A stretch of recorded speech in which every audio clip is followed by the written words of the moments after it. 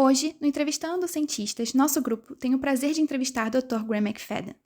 Ele é graduado em Bioquímica com honras em 1970 e doutor na mesma área em 1975 pela Universidade McGill, sendo um virologista molecular renomado com mais de 390 artigos publicados. Atuou como professor titular nas universidades de Alberta, Flórida e Arizona e como professor visitante em Harvard.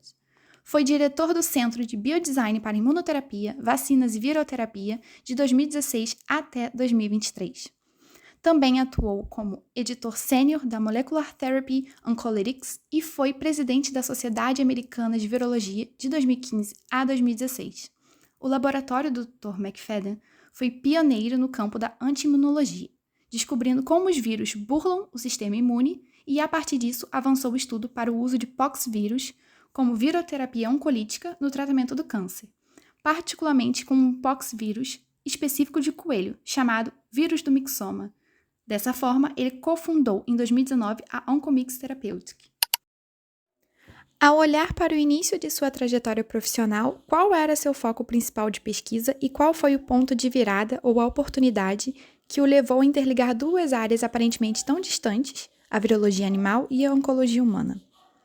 Em que momento você percebeu que esse patógeno específico possuía as propriedades ideais para se tornar uma estratégia terapêutica contra o câncer? I became interested in myxoma virus as a model to study viral diseases in vertebrates. And I was interested in why myxoma virus was trapped in rabbits. Because in the laboratory, we could grow the virus in cells from all kinds of species, monkey, human, mouse, and it never made a lot of sense why it could not cause disease or pathogenesis in rabbits. So I started my lab out just to study that question. And after a number of years, we discovered that the reason the virus is trapped in rabbits is because it has its own anti-immune system of molecules to defend itself from immune attack by its host, by the host that it's infecting. And its genes, its proteins involved in its anti-immune system were rabbit specific. So the reason the virus was hopeless outside of a rabbit wasn't because it couldn't infect cells, because it couldn't protect itself from attack by the immune system. So as we were studying this, we came to learn that certain kinds of human cells, the virus would infect very well, and they were all cancer cells. So it turns out the vast majority of human cancer cells can be infected just like rabbit cells can be by this virus. So that's what led us on to the idea of seeing if we could use this virus to go after, to specifically infect and destroy cancers outside of the rabbit. So we started with mice and eventually ended up in other models as well. But that's the short version of how I got into it. Do ponto de vista biológico, o que torna o vírus do mixoma tão singularmente eficaz na infiltração desse microambiente específico da medula óssea e de que maneira a hospedagem celular utilizando leucócitos potencializa a capacidade do vírus de localizar e destruir as células cancerígenas ali ocultas? There are certain cancers where you can take the virus and inject it directly into the tumor bed. So for those cancers, the best way to get the virus there is to put it in a syringe and inject it. But the vast majority of human cancers aren't like that. Many are metastatic. Some are hiding in tissues where it's very hard to get to. Some are simply distributed in places you could never get a needle into, and some you don't know where they are. There are different ways that people have tried. The way that I like the best is what is called carrier cells, which is you take the virus and you put it inside of cells, usually leukocytes, that have a natural ability to locate and infiltrate into tumor beds. That does work. There are other kinds of cells. There are mesenchymal stem cells. They're very good at finding tumors and infiltrating into tumor beds. But for some cancers, one of the best cell sources are peripheral blood leukocytes. And that includes cancers, for example, that are in the bone marrow or in the lungs or metastatic in places like the liver. And there are different variations on that theme. But I'm a big believer that carrier cells is a very good way to get a virus into tumor beds that you can't inject it directly into. So the question is, what carrier cell is best for what tumor type? And that's a field unto itself. Muitas células cancerígenas sobrevivem ao explorar mecanismos que suprimem a detecção pelo sistema imunológico e resistem à apoptose. Como o vírus mixoma tira proveito dessas mesmas vias de sobrevivência para infectar seletivamente células malignas, replicar-se nelas e, por fim, destruí-las. The secrets of virotherapy is that cancer cells tend to be more susceptible to many classes of viruses, not just one or two classes. Cancerous cells, as part and parcel of becoming cancerous, frequently lose the capacity to protect themselves from viral infection. Many self-defense pathways become compromised in cancer cells. So, for example, if you take myxoma virus and infect, let's say, a primary mouse cell, say a cell out of a mouse embryo fibroblast. And if you take the myxoma virus and try to infect that cell, it dies.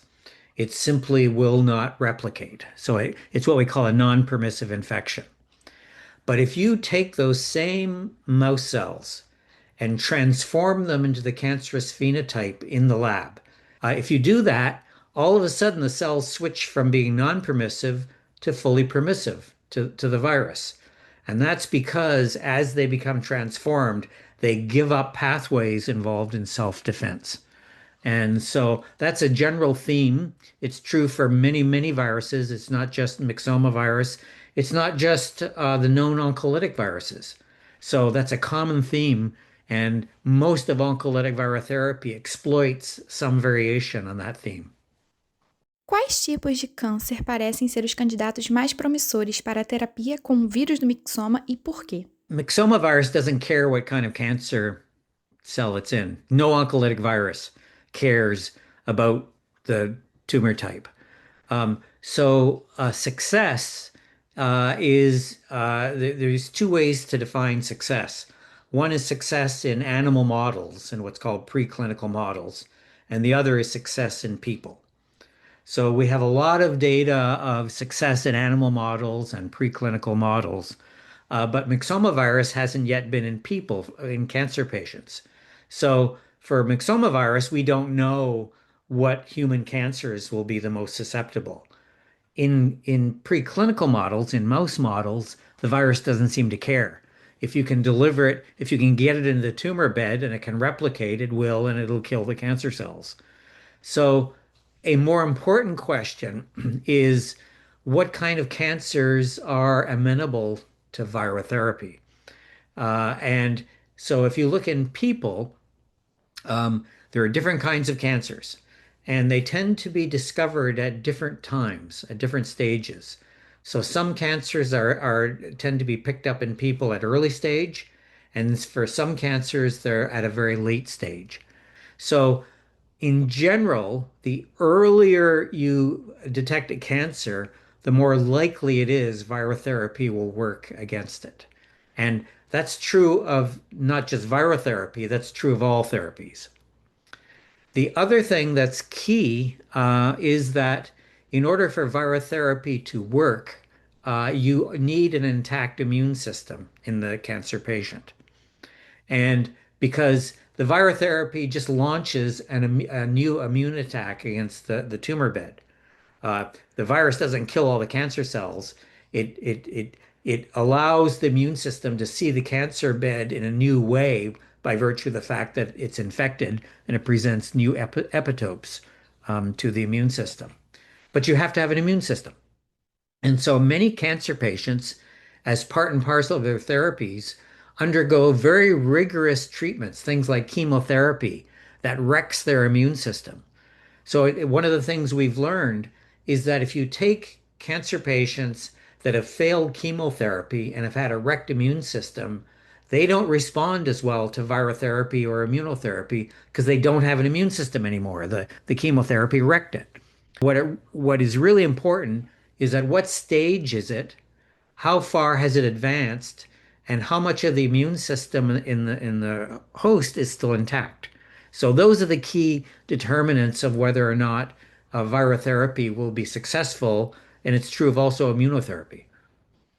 Dr. McFadden, sua carreira é um excelente exemplo de como pensar fora dos padrões, como ao conectar a virologia de coelhos à oncologia humana, pode levar a avanços médicos incríveis. Ao olhar para o futuro da pesquisa em câncer e da virologia, qual é a sua principal mensagem ou conselho para os estudantes e jovens pesquisadores que desejem dedicar suas vidas profissionais a essa área? My advice is it starts with science. And if you are really interested, then you should learn the science of viruses, or the science of cancer, or the science of immunobiology.